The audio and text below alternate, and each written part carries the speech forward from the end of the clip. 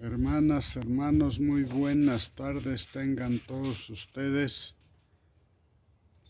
Hoy, como cada semana, voy a compartir con ustedes este jarrito de agua en el camino con la parábola de la oveja perdida que está en el Evangelio de San Lucas, en el capítulo 15, versos del 4 al 6. Es una parábola pequeña pero muy significativa. Vamos a iniciar en el nombre del Padre, del Hijo y del Espíritu Santo con un canto alusivo a la oveja. Eran 100 ovejas que había en el rebaño. Eran 100 ovejas que amante cuidó. Pero una tarde, al contarlas todas, le faltaba una y triste lloró. Las 99 dejó en el aprisco y por la montaña a buscarla fue. La encontró gimiendo, temblando de frío. La tomó en sus brazos, curó sus heridas y al redil volvió. Iniciamos con el deseo de que les guste y por favor, cuando la vayan a ver, tomen su Biblia para que confronten las lecturas. Entre los judíos estrictos del tiempo de Jesús se decía: no hay gozo en el cielo cuando un pecador se convierte, sino hay gozo cuando un pecador es destruido delante de Dios. Esa era la mentalidad de los judíos, ojo por ojo. Ese era el concepto que tenían acerca de Dios. Por eso les parecía algo fuera de lógica que Jesús hablara de un Dios que como buen pastor sale a buscar al pecador que afirma que se hace más fiesta en el cielo por un pecador que se convierte cuando lo ha encontrado, que por 99 justos que no necesitan perdón, no necesitan misericordia de Dios. El capítulo 15 de San Lucas, que narra estos tres episodios de misericordia, como los vamos a ir nombrando, aparte de la oveja, encierran, podría definirse como la esencia de la revelación acerca de la misericordia de Dios. En dicho capítulo de Lucas se exponen tres parábolas: se ha perdido un hijo, una oveja y unas monedas. Cuando son encontradas se llenan de gozo un padre, un pastor y una joven mujer. Al ir leyendo la parábola de la oveja perdida, es casi imposible no identificarse con esa oveja que ha sido encontrada. Casi percibimos que se ha descubierto nuestra historia íntima. Nos sentimos directamente aludidos porque ¿quién de nosotros no ha sido alguna vez alguna oveja descarriada, perdida? Por eso, quien menos sabemos por experiencia que la parábola de la oveja perdida no es un simple cuento, sino una realidad muy conocida vivamente por todos nosotros. Seguramente la oveja, cuando abandonó el aprisco, comenzó a ilusionarse con los pastos que veía en otros potreros. Se imaginó que ahí sería feliz. Desconfió de su pastor, del que antes no se separaba para nada. Clásicamente los pastores van siempre adelante, los pastores de ovejas de este tipo de ganado, y las ovejas las siguen como si llevara a sus espaldas comida. En la primera oportunidad que tuvo, se escabulló y se escapó del rebaño. Al principio todo era de fábula, la libertad, la novedad, la supuesta autorrealización, pero luego vino el desconcierto, el miedo y la soledad. Las cosas no eran tan maravillosas como le parecían, y llegó la noche, posiblemente la tormenta y los truenos que rasgan el cielo embravecidos.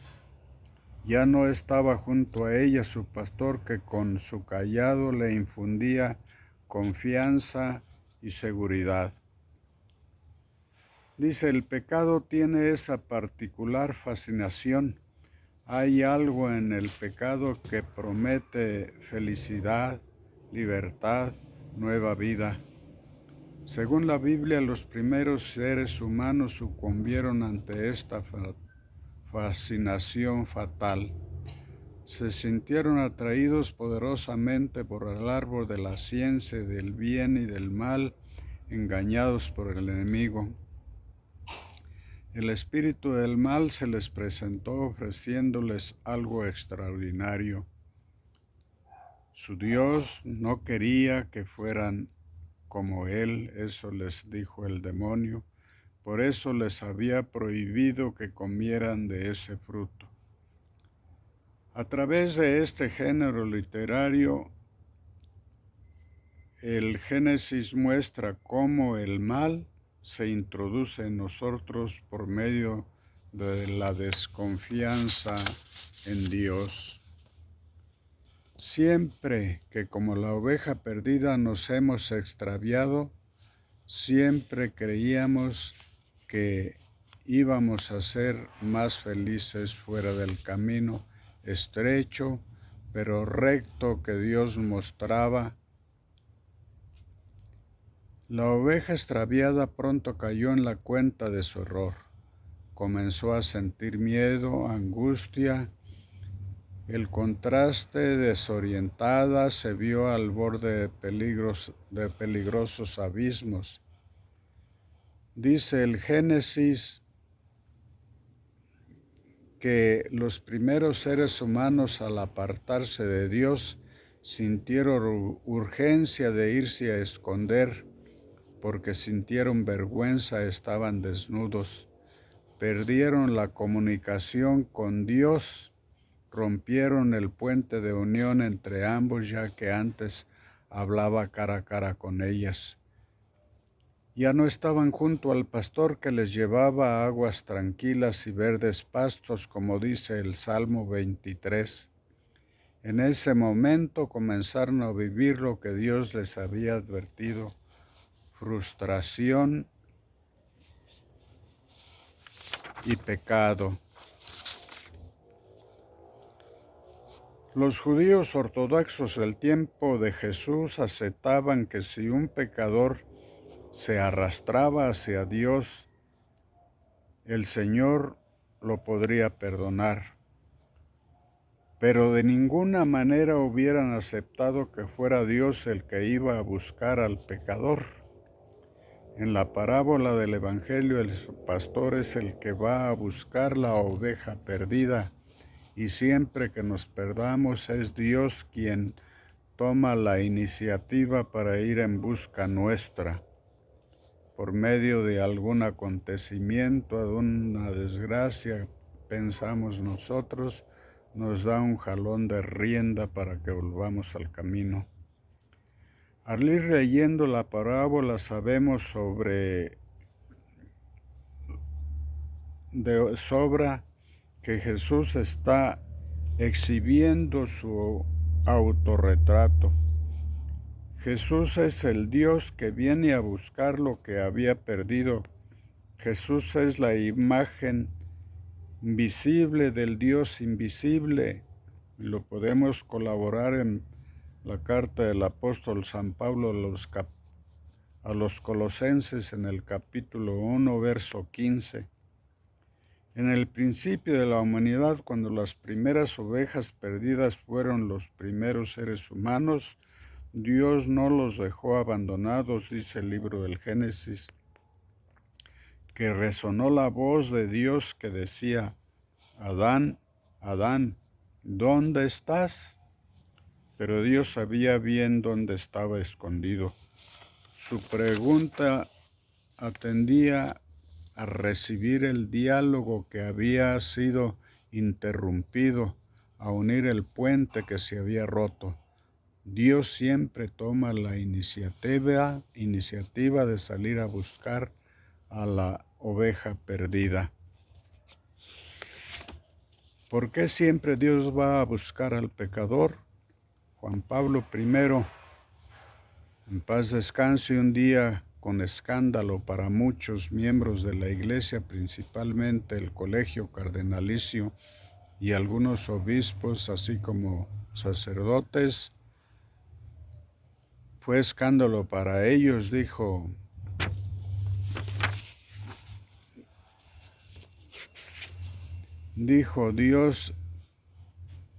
que Dios era madre.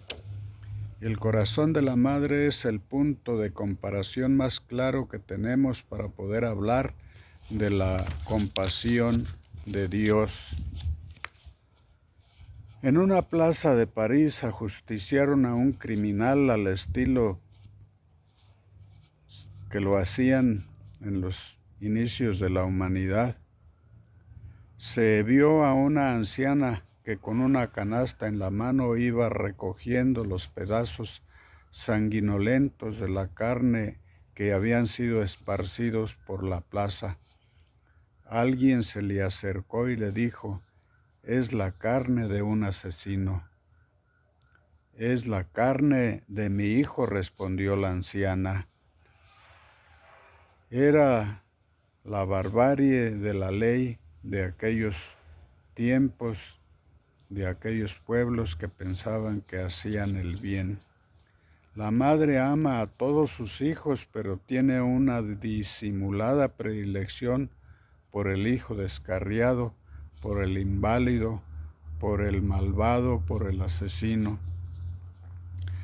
A Jesús le fascinaba comer con los pecadores, encontrarse con ellos, hasta llegó a decir: «No he venido a los sanos, sino a los enfermos».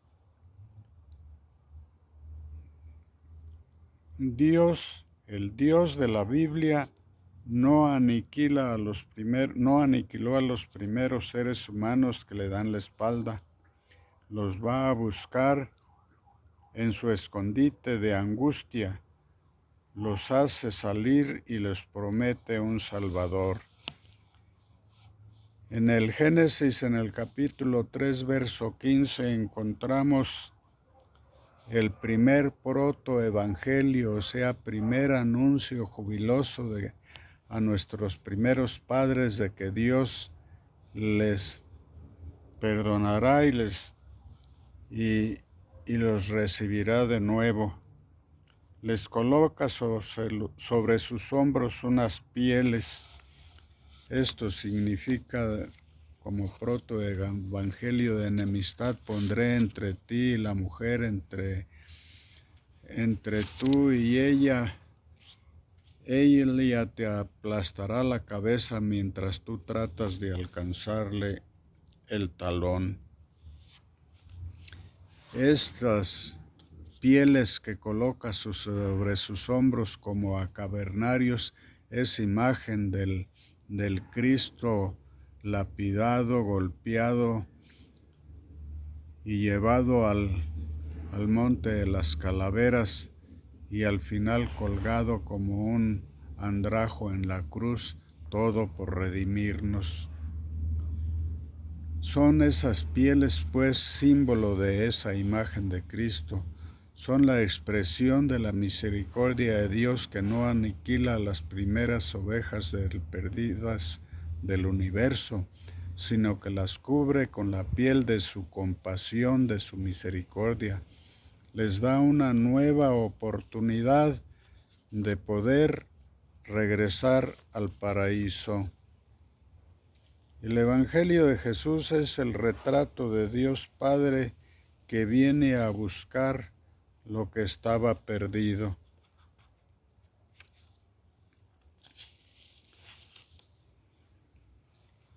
La buena noticia de Jesús, su Evangelio, se reduce a mostrar que Dios es tan bueno que envía a su Hijo para que todo el que crea en Él no se condene, sino que tenga vida eterna.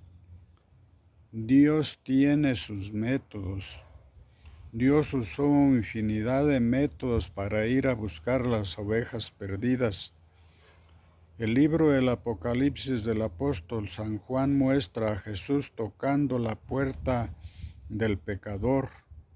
No la violenta, no la empuja, solo toca con insistencia, respeta la libertad, pero no deja de tocar con insistencia, válgame la redundancia. Dios pretende meterse en nuestra casa, en nuestra vida. A Zaqueo se le metió en su casa de buenas maneras cuando estaba arriba del árbol llamado sicomoro, porque como era chaparro, se subió para poder verlo. Cuando le indicó que se bajara porque pensaba comer en su casa, se le metió en su casa de buenas maneras. Cuando el explotador Zaqueo se dio cuenta, ya estaba pidiendo perdón y entregando la mitad de sus bienes a los pobres. Dios llevó al desobediente profeta Jonás hasta el fondo del mar en el vientre de una ballena, en la que duró 3 días, símbolo de los 3 días que Cristo duró en la tumba. En el vientre oscuro del gran cetáceo, Jonás tuvo tiempo para entregarse en manos de Dios. Con Pablo emplea un método más violento, lo derriba de su caballo y lo dejó ciego, porque ciego caminaba en busca de asesinar o llevar para que asesinaran a los cristianos.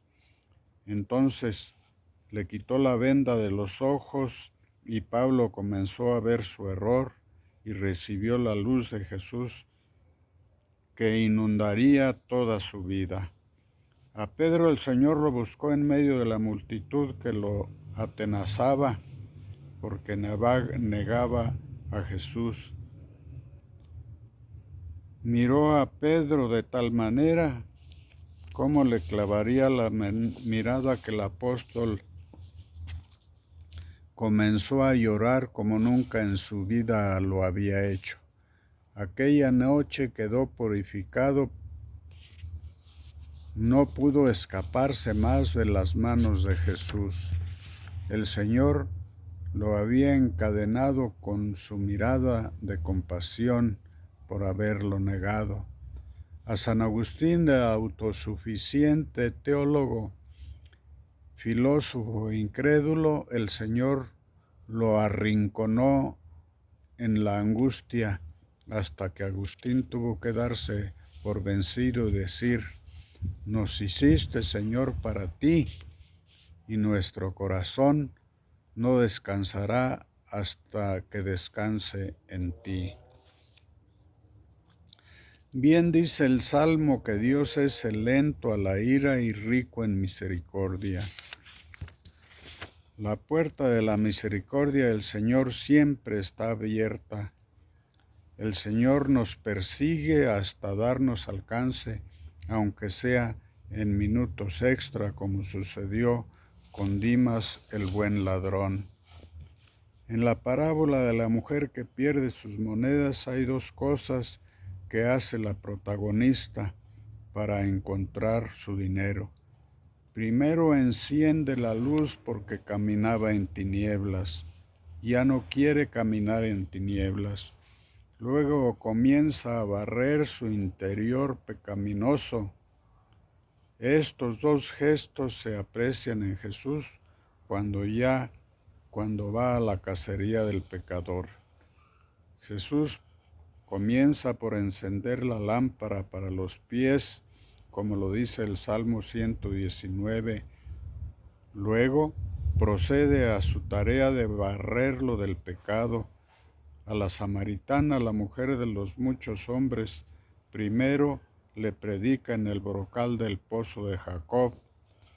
Luego comienza a extirparle el cáncer del adulterio.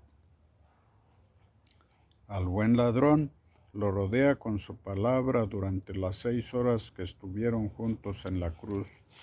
Luego recoge su súplica por medio de la que implora un lugar en el cielo, arrepentido de su pecado, no así su compañero del otro lado. A la mujer adúltera que iba a ser apedreada le dice: yo no te condeno. La mujer queda totalmente sorprendida. Todos ya la habían matado con sus miradas de fuego, pero Jesús añade: vete y no vuelvas a pecar. A Caín el Señor lo persiguió para preguntarle: Caín, Caín, ¿dónde está tu hermano? Era el pretexto que Dios ponía para que Caín pudiera reconocer su culpa y pedir perdón. Pero el asesino Caín alegó que si acaso él era el guardián de su hermano y siguió corriendo.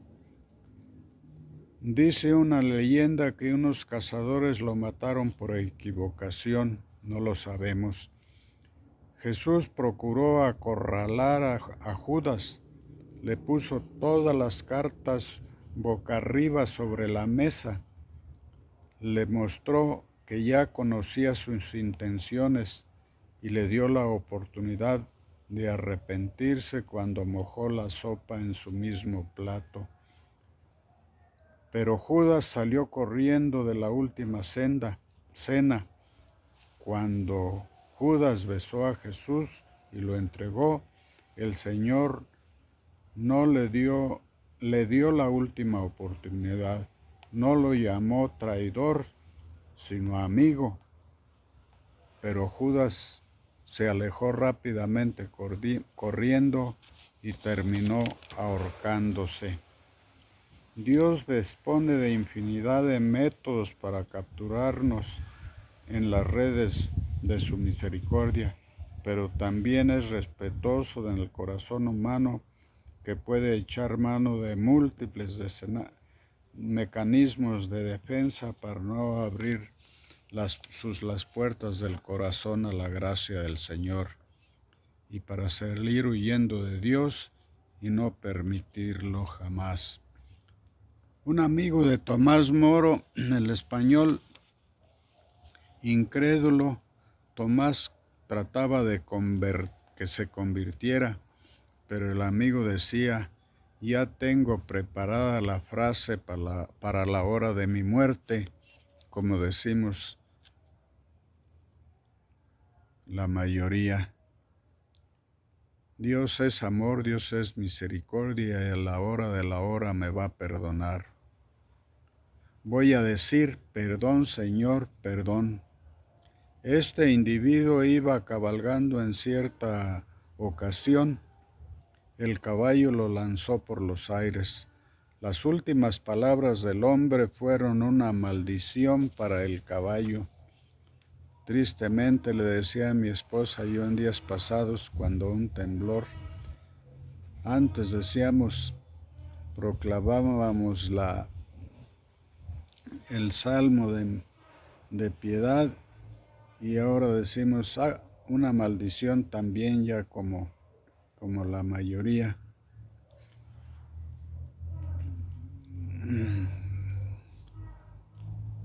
La alegría de Dios.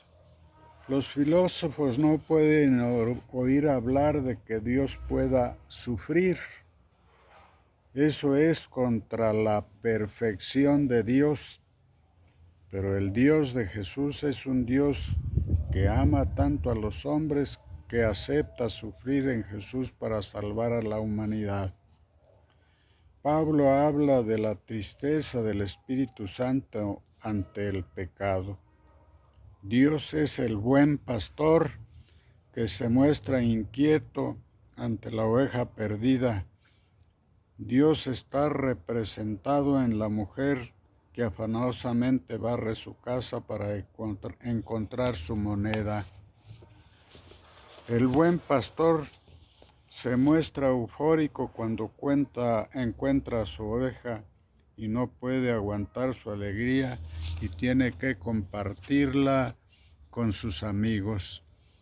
La mujer que halla sus monedas llama a sus vecinas, quiere compartir su alegría con ellas.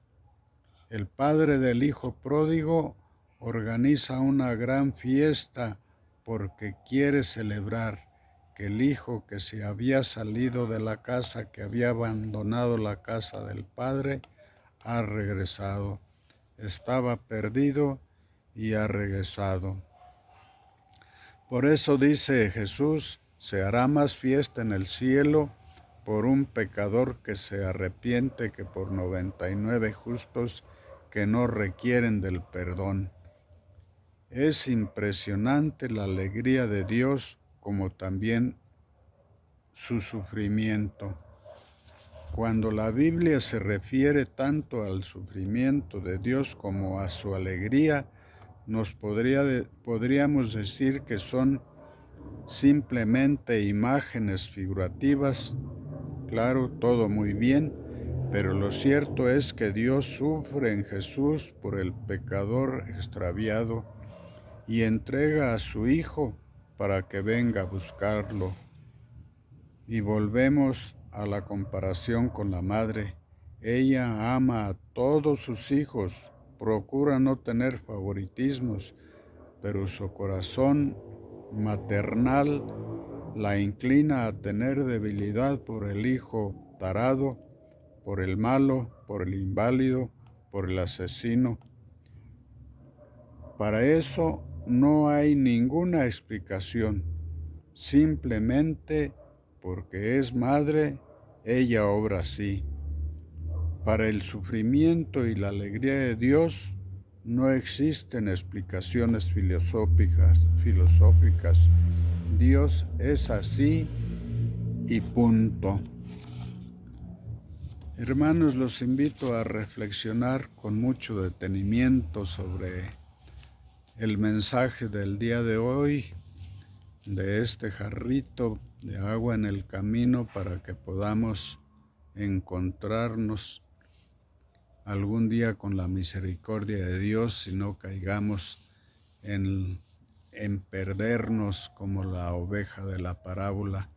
Les pido de todo corazón que si les gusta les den un like en oración y que la compartan, porque solo así podremos seguir extendiendo el reino a través de este modesto mensaje. Tristemente ha bajado mi rating, podríamos decir, han bajado mis seguidores. Últimamente han estado viéndolo el video muy pocos. Me entristece a veces, pero no por eso voy a dejar de seguirle echando ganas. Que Dios los bendiga. Su amigo Pepe Otilio les desea lo mejor y espera también Que reciban mis bendiciones y espero recibirlas de ustedes de todo corazón. Hasta la próxima, no se pierdan en el mismo canal, más o menos a la misma hora, con otra parábola.